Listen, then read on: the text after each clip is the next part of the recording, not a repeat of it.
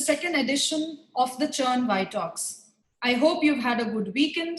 I hope you enjoyed reading books, watching movies, and a happy quarantine. We are additionally happy that you sent in your invaluable suggestions, and we shall look forward to incorporating them. Keep them coming. It really helps us boost the spirit of our team. Today, we shall be joined in by another colleague of mine, Apurv. Apurv is a visiting professor at various universities. He is also the Senior Research Fellow at India Foundation. Apurv today will be taking us through the Corona Updates section. We will have Soumya for the review section, where she shall be introducing something more than a book today. As the shout-out section, we will have Hamsa taking us through another interesting initiative. First up, let's go to my colleague Apurv, who shall be updating about Corona today. Here is the Corona Update section.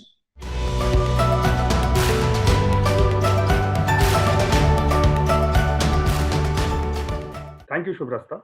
In today's Corona Update, I want to focus on how children are responding to this pandemic. Parents all over the world are struggling to explain the coronavirus to the children.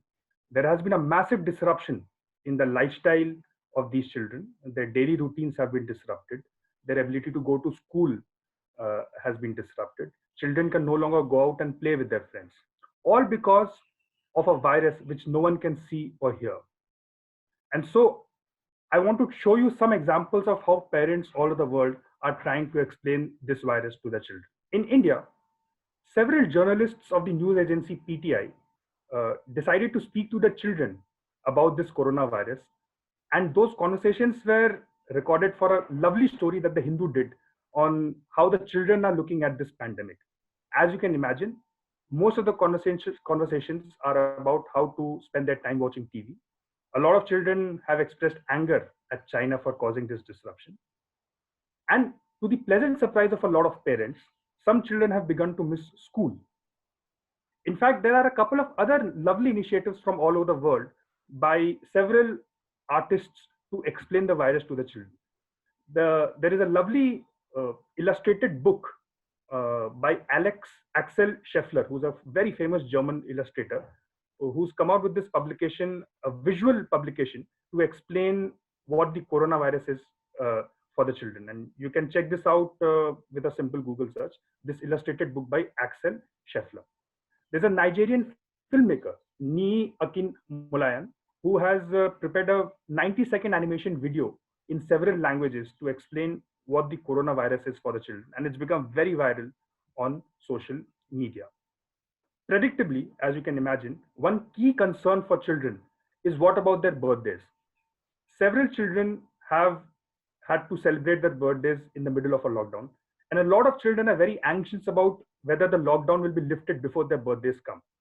And so I want to show you a couple of stories of how, despite the restrictions of lockdown, families and police officers and district officials have come together to celebrate birthdays of several children. In Delhi, for example, the Delhi police found out that there was a 4-year-old girl who was a daughter of a migrant laborer whose birthday was in the middle of the lockdown in April. And so all of the police officials in that area got together a cake and they invited all her friends from the community, and they had a small cake cutting celebration for this 4-year-old girl. Similarly, in Punjab also, there was a 1-year-old girl, Myra, who had her first birthday in the middle of a lockdown. And so the local police officials came together to her house, gave her a cake, and everyone sang happy birthday for her, which delighted both the baby girl and also her parents. So that is it from my side on today's Corona Update, in which we looked at how children are responding to this pandemic. Over to you, Shubhrasta. Thank you, Apurv. It was really an interesting session. We got to know so many amazing things and such an amazing inspiration that police officer has been by celebrating the birthday of that girl. I would also request our viewers, if you have children at home, your nieces, your nephews, please go out and ensure, I mean, when I say go out, I mean go out online and ensure that the book that Apurv recommended for children is there at your home and they can have a look at that. Thank you, Apurv.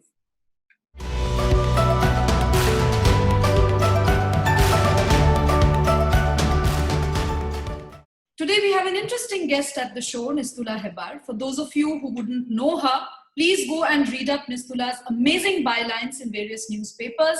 Currently, Nistula is with The Hindu. She is the editor, politics at the National Bureau of The Hindu. Nistula is a writer. She has written one fiction and two non-fiction books. Nistula has also contributed a lot at various media houses that she has worked. Nistula, welcome to the show.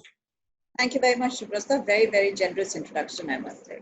Not. I mean, you have done such amazing work, and I think you are an inspiration for millions of youngsters out there, especially women. Nistula, during the quarantine period, how is it that this entire business is treating you? How does media look like? What does your day look like? Please explain it to us. You see, I cover politics. I don't cover health, and we are going through a health emergency.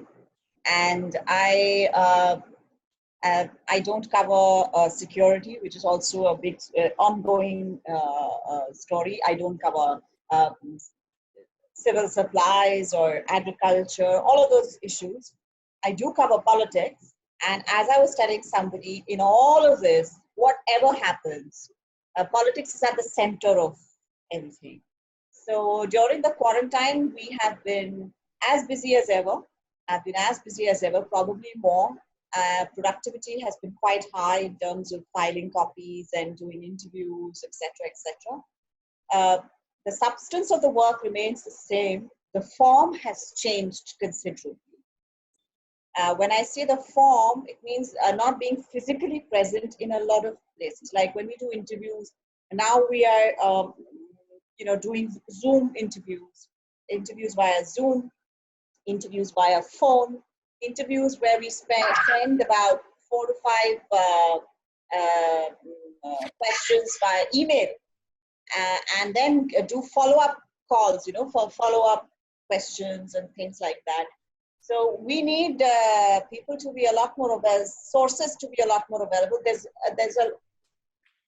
There's very little of the doorstop journalism that used to be done, which is, you fling thrust a mic at somebody, or, you just stop cars and say, okay, you have to talk to me. All of that has come down hugely because of proximity issues that have come.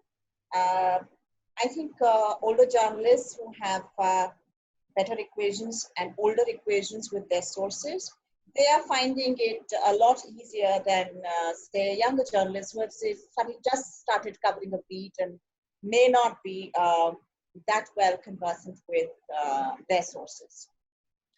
Nistula, do you think it will change the grammar of how journalism is done in the coming times for a longer period of time, even after the quarantine gets over? Yeah, a lot of things will change, of course. Not least, I think all media houses are currently looking at the upcoming economic storm that we'll have to weather. I think all media houses will have to look at the revenue model that they have been following. I'd like to tell you that The Hindu is one of the very few papers that does reflect the cost of printing a newspaper in its subscription price. Whenever I walk into, say, a government office or even parliament, the watch and ward staff, they look at my pass and it says The Hindu. So they say, Madam, bada acha akhbar hai, lekin bahut mehenga hai. And I always tell them that, you need to pay a price for independent journalism. So if a paper costs 24 rupees to print, and you're not even charging 10 rupees to the subscriber, then what you're doing is you're putting yourself in the hands of the advertiser totally. And since there is a huge depression awaiting us and lack of economic activity, advertising revenues are the first to go down. Advertising budgets in companies will be the first to go down. So we'll all have to look at different revenue models in order to make money. But fundamentally, I believe that the purpose of journalism and why it is here, which is to tell stories, which is to show the sunlight on a lot of hidden aspects of what is happening, that remains unchanged. newspapers and TV channels and websites, I'm happy to say, are reporting on the plight of the underprivileged, how they are coping with the quarantine. They are reporting on medical challenges that we are facing. They are looking at the way hospitals are being run, medical treatments, what everyday problems people are facing in this very, very unprecedented disruption that the world is going through. Nistula, for those who met you and heard you at various forums, know that you are known for your amazing collection of saris and dupattas. How have you survived 40 days without shopping, and what does life after the the travel restrictions are lifted look like for you? Well, I'm not addicted to shopping, and I'd let you in on a little secret, Shubrasta. I did buy one sari during this period as well. It hasn't been delivered yet, but that was because a group of friends of mine have put together a website which supports our weavers directly. So there are no. It's just an agglomeration of weavers and their products, and you can talk to them directly and order whatever you want, so that they too can navigate this really difficult economic situation. Because it's, nobody is shopping for non-essentials, so to speak, at the moment. So I did buy one sari, which was an Odia Ikat Malguri silk sari, and a very sweet weaver named Mr. Arjun Pal. He called me and he kept telling me, "Ye Mulberry silk bahut halka hai aap." मैं बताना चाह रहा हूँ. And I said, "Don't worry, I have a Mulberry silk sari. You book it, I'll send you the money. You send it to me when it's possible." And, it was a very nice exchange, and I would really like that anybody else who's interested, I can send you the link, and please do buy from these people. It's directly to the viewers. Thank you for that. Sharing that story, Nistula. It's really, really heartening that you are supporting weavers. So I think lok artists, folk artists, weavers, that's the community that has been really hit hard with what's going on right now. How is home treating you? I'm sure for most of professionals out there, it's battling two fronts at the same time: cooking, and does your husband help you to cook? He doesn't help in cooking except when he wants to make what he likes to eat. He does try and do what he can. Most of the time, I don't try to encourage him because I have to do it again because it's not up to my standards. And so therefore I tell him I'll do it myself. Please get out of my way. Very early on in my life, my mother, who's a very radical-minded person, who was actually a housewife, but very radical in her ideas, she told me that that housework is never ending. It is up to you to put an end to it. And therefore, it doesn't pay to be too fastidious. You do your basic stuff, but always keep your timetable free, the things that you want to do and the things that you have to do in terms of work, etc. Otherwise, you won't end up having a career. So I do spend a lot of time in housework because obviously none of us have household help at the moment. And but I managed to create enough time when I'm on the clock, when I'm working, then I don't get into anything else, whatever it is. Professional commitments trump that. And in terms of food and everything, I don't think it's such a huge issue because I believe that we're going through a difficult time, and you eat your basic meal. It's not very difficult to put together. And chappan bhog koi nahi bana raha hai, banana bhi nahi chahiye is time pe. And ordinary everyday food is not that difficult to cook. I would like to tell everybody who's trying to juggle all these things, don't try to be a domestic goddess. Be human, ask for help, ask for people, the rest of the people in the house to pitch in, and do as much as it's possible. It's going to be there the next day as well. So if you think that you haven't dusted and something is going to befall you, that's not going to happen. You take your time and you do it. Don't take too much of it on your head.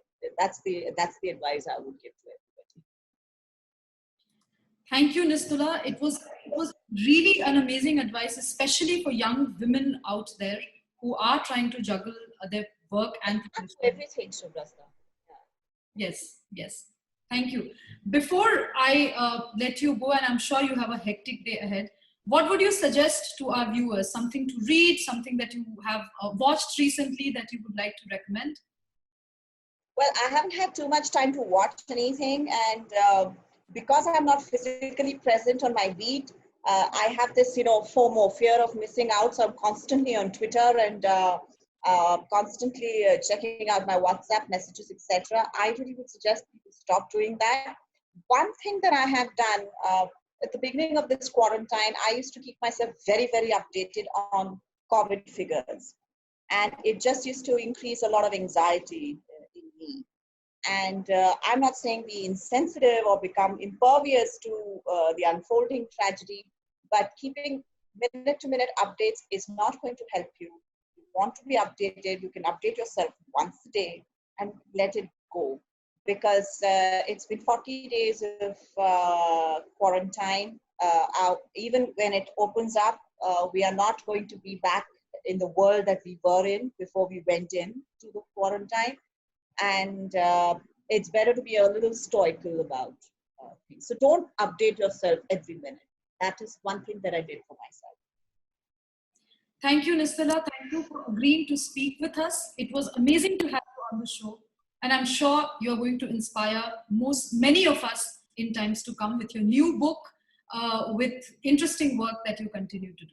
Thank you for joining in again. Thank you very much, Shubrasta, for having me. This takes us to our next segment, the review segment. And I would request my colleague Soumya to take it from here.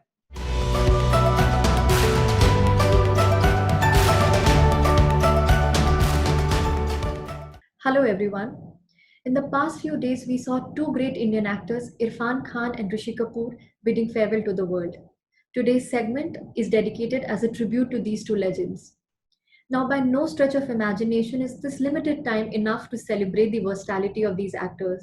Their careers spanned across decades, and their characters were in all shades of grey. Nonetheless, I've identified two movies to share with you, both very different from each other, but were significant milestones in the life of the respective actors. The first movie is Do Duni Char. It's a 2010 comedy drama where Rishi Kapoor plays a character popularly known as Duggal Sahab in the movie. This movie is about a small middle-class family based in Delhi that is struggling with its own issues, trying to live up to the expectations of what a safe social status is, while also challenging and questioning their own belief systems in times of crisis.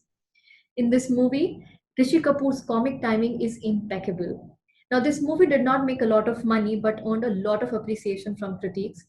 It earned Rishi Kapoor Critics Award for Best Actor, and the movie won National Award for Best Feature Film in Hindi. I must say it's a must-watch movie. The second movie is Hasil. It's a 2003 movie, largely shot in UP. It's about a love story that gets embroiled in caste rivalries and student politics. Irfan Khan plays Ranvijay Singh, which is, so to say, the villain of the movie. In this movie, he leaves a much stronger and a sharper impression in minds of the audience than the protagonist did. He even earned the award for Best Actor in a Negative Role. So many years of this movie's release, and even today when I go back to watching it, it gives me chills. It's one of the best performances of Irfan Khan. Now, when I was going through some of the tributes dedicated to these legends on social media, I found a friend who was absolutely in awe with Rishi Kapoor's performance in Kapoor and Son, where he was shining even through his sunset years. Another friend found inspiration in Irfan Khan's Pan Singh Tomar and restarted his morning runs. I would suggest take some time out and revisit the work of these legends. You might find something that will inspire you, and please do share with us what you find. Thank you. That was a befitting and a heartfelt tribute, Soumya. I hope all of us who are mourning the loss of these two brilliant actors get time to go and see their movies and explore the kind of work they've done. They've left an amazing legacy behind, and hope we as youngsters take it upon themselves to live up to their legacies if ever we want to explore ourselves in the creative field. This takes me to Hamsa, who shall be doing the shout out section for the day.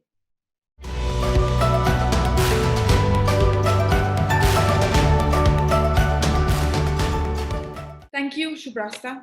Hello, everyone. Today we have with us Anu Meena, a young entrepreneur from a remote village called Manoli in Rajasthan. Welcome, Anu. Anu was born in an ordinary agricultural family. She did her schooling in local Rajasthani language in her village up until the 8th standard. She fought her way up from learning English to securing a seat in IIT Delhi to now being a proud entrepreneur of a 25 crore turnover company called the Agrowave. Anu founded Agrowave in 2017, interestingly, when she was just right out of college at the age of 23, with the vision to help ordinary farmers to get a better price for their produce. Anu has been able to provide farmers a 25% increased price for their produce. Her company, Agrowave, is headquartered in Gurgaon and does major supplies in Gurgaon and NCR region. But however, she procures her produce from many other states around India, like the Rajasthan, Madhya Pradesh, Haryana, Punjab, and Uttar Pradesh. She has got many entrepreneurial awards and has also been listed under the Forbes Under 30. Anu herself, now at 25, as young as 25, is an elected executive member of IIT Delhi Alumni Association, and she often gives motivational lectures to young students on how to become entrepreneurs themselves. That's Anu with us in 2020 May. But let's see where she comes from. That's Anu with her grandfather, and next with her grandmother in her house in her village. We know your childhood experience of watching your grandfather struggle to sell his produce in the market motivated you to help farmers, and you started Agrowave. But you have now expanded to so many states, you're procuring from so many states, and you don't seem to stop anywhere. How do you keep yourself motivated? It's a good question because every other day, I feel like, sometime you feel like, is it really worth what you're doing? The other day you'll feel like, wow, I'm doing such a great job, So that's a everyday story where you feel motivated. And then there is another day where you feel like, what you are doing, is it really worth it? Like, there are people out there who are working in MNCs and all. But I think crossing that phase of, ups and downs has been really, inspiring for me. That phase itself is inspiring so much for me that, wherever I have reached right now, I don't feel to give up or something, but definitely every day you feel like, those kind of emotions where you feel like, you feel like both kind of emotions, like you're really doing a wonderful job. Then you feel like, is it really I'm doing something? So I think crossing those phases has been motivating for me. And also I read a lot of books. I read books about leadership, and I read books which can help me to relate my current situation. So I don't read anything which is available in the market or which is anybody is reading. I can only read the stuff which I can relate to. So I read a lot of books about leadership. I read a lot of books about struggle during initial phase of building the company, and then I read a lot about mental health since I have been in depression in my 11th class. And I do read about emotional intelligence because I feel like being a founder, as rightly asked by you, how do you keep motivated yourself? So being a founder, I think it's very important to keep your mental health very positive, and to control all the emotions. Not to control, I would not say to control, but to feel your emotions in the right way and to take actions accordingly is really important.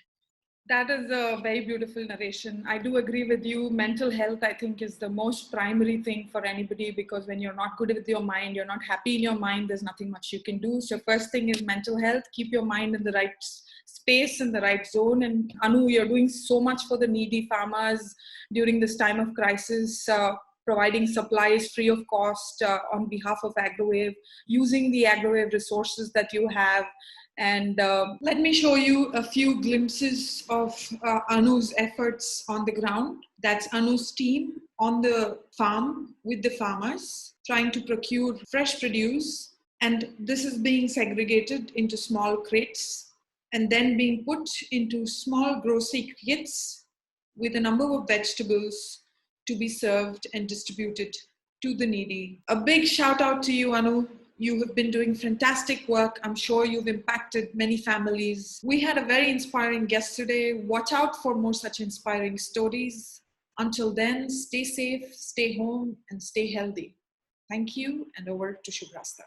Thank you, Hamsa. I'm sure Anu's story is going to inspire millions of us out there to go out and do whatever we can in order to help our farming community, in order to help the needy and the disadvantaged. If there is an interesting initiative that you would want us to highlight in our show, please let us know.